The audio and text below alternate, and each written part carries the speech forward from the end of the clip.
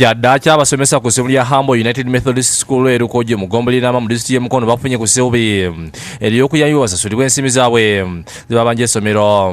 Abasomesa bano bali 20 sako n'abakozi abalala ate bakola ku ssomero lya Humble bagobeddwa awatali kusasulibwa.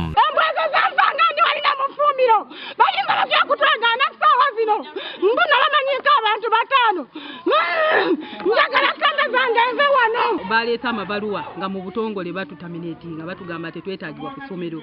Bano beekalakasiza ku Lwokuna nga bwe twakulaze ku Agataliiko nfoofo.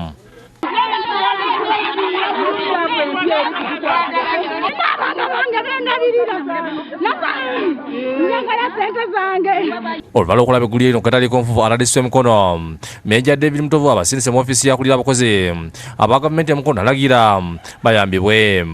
Sekula ngenda giwandiika muwandiike mbadde n'ekirowoozo mbadde mugabulina kirowoozo ki abasisinkanye n'omumyuka wakulira abakozi ba gavumenti e Mukono Fred Katamba nga yatwala ebyenjigiriza byalombojjera akawunvu n'akaga ku bizibu bye bayitamu.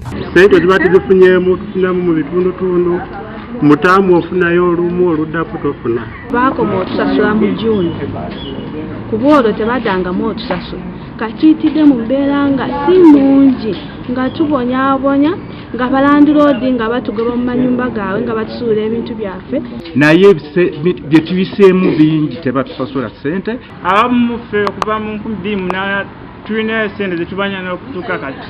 Nina abaana kati wenjogera ssaawa zino nina omwana agenda mu siniya 1 sirina wadde ekitabo kyonna kye naabadde okutegeka.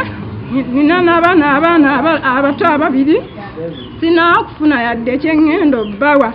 Nsaba mujje mutuyambe ku ssomero eryo tusasule ssente zaffe ffe tulabe ekiddako.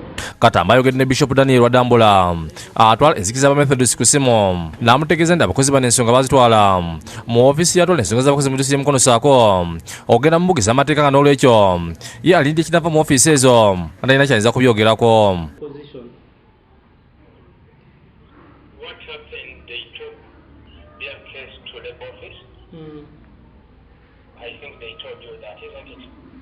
Ye Katamba avumirira ekikolo kya Bishop Wadambula ogoba abakozi mu ngeri eminya amateeka nga tamaze kubawuliriza.